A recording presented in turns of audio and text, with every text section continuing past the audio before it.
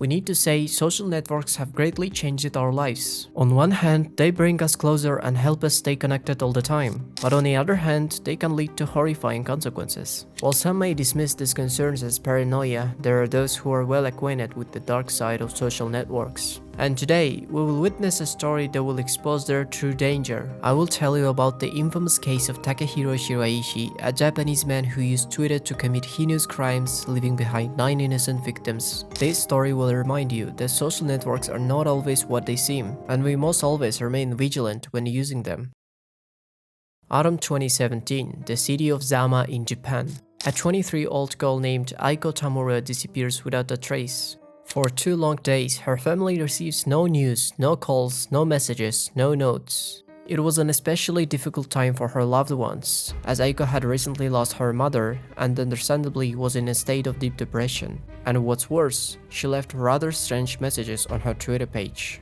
Her last post spoke of a burning desire to find a soulmate with whom she could share her final moments of life. Understandably, her relatives were shocked by this. Aiko's brother, consumed by worry, searched for any information that could lead to her whereabouts. After some time, he managed to gain access to her Twitter account and stumbled upon a rather mysterious correspondence. A stranger contacted Aiko, whose avatar depicted an anime character with a rope mark around its neck, and the profile description said, "I thirst to help those in dire straits. Do not hesitate to reach out to me." It seems that someone did respond to the desperate plea of the girl in her darkest hour. But the most terrifying detail discovered by her brother was that the account was signed as Hanging Pro. Along with the avatar depicting a rope mark around the neck and Aiko's disappearance, the family became even more worried.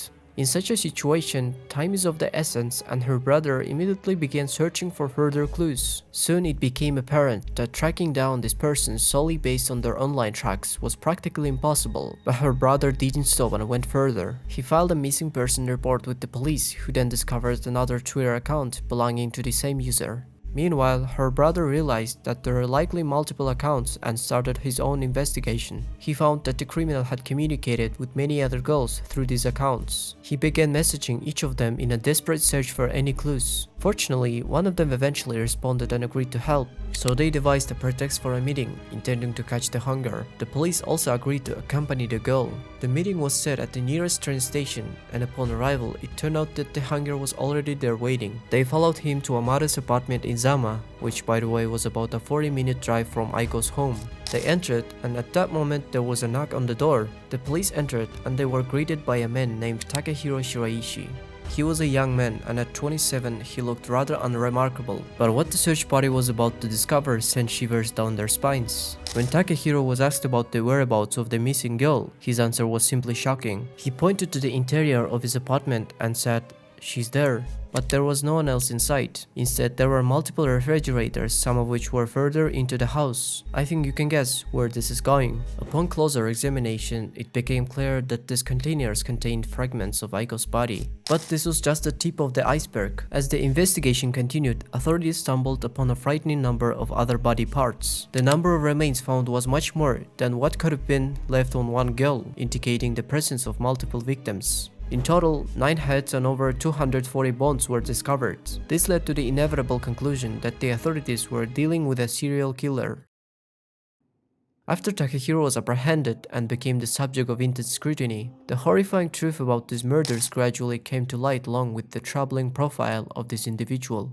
As it turned out, Takehiro grew up in Zama. Like many criminals before him, he was known to his neighbors as a cheerful, kind, and polite person, and those same neighbors were shocked when they learned about the crimes he had committed. Someone who knew him as a child even described him as a quiet kid who knew how to interact politely with neighbors. And now it just sounds ironic. For some reason, every criminal and serial killer in such stories seems extremely friendly and kind to neighbors and other people, as if they all followed the same path in honing their social skills. But once, even as a child, Shiraishi demonstrated strange behavior that could have been a warning of what was to come. One of his friends recalled that in childhood they played a game where they tried to choke each other for fun.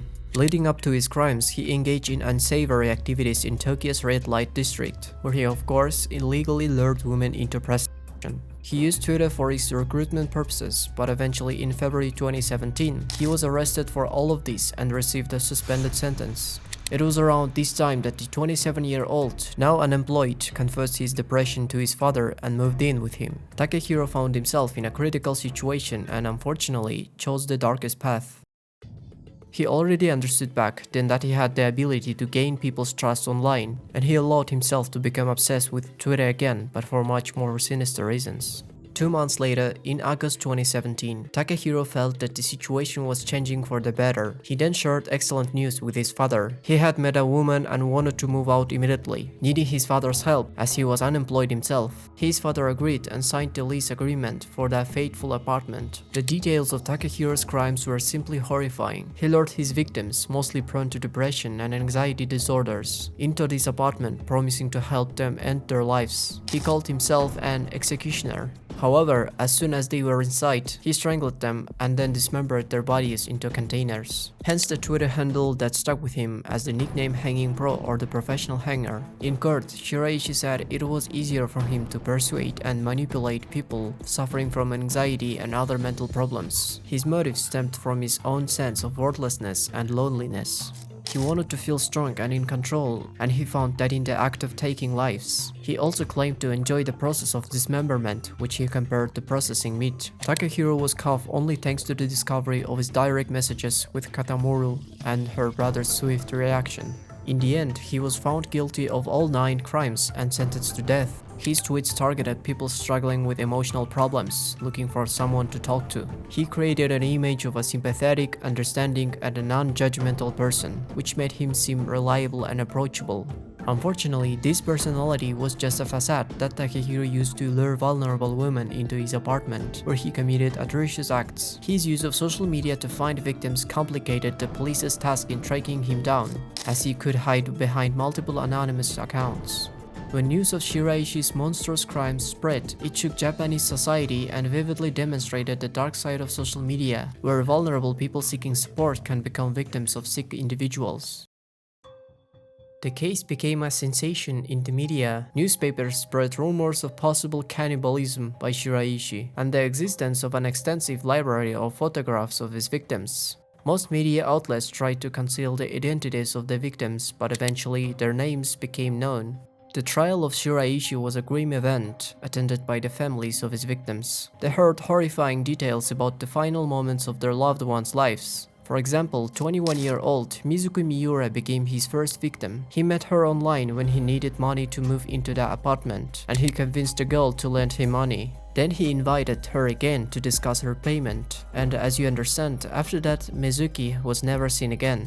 It turned out he strangled her with a rope and of course kept the money. Around the same time he met another girl, Koreha Ishihara. 5 days after the incident with Mizuki, he persuaded Koreha to come to him, and the outcome was the same, strangulation with a rope. Just 2 days later, he dealt with 20-year-old Shogo Nishinaka. The young man told his mother he was going to a concert, but instead he went to hang out with Takehiro. This time the hanger deliberately chose a boy, thinking that if he only pursued girls, it would reveal his connection to the male gender. The outcome, by the way, was also strangulation with a rope.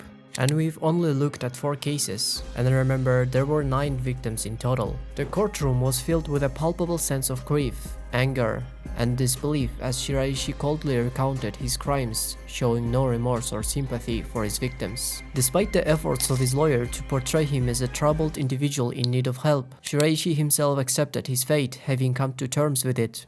He admitted his guilt and expressed readiness to face the consequences of his actions, even if it meant the death penalty. And he also apologized to the families of his victims. Well, that's exactly what they needed. When the trial came to an end, the families of the victims gained a sense of closure, but the pain of losing loved ones will never disappear.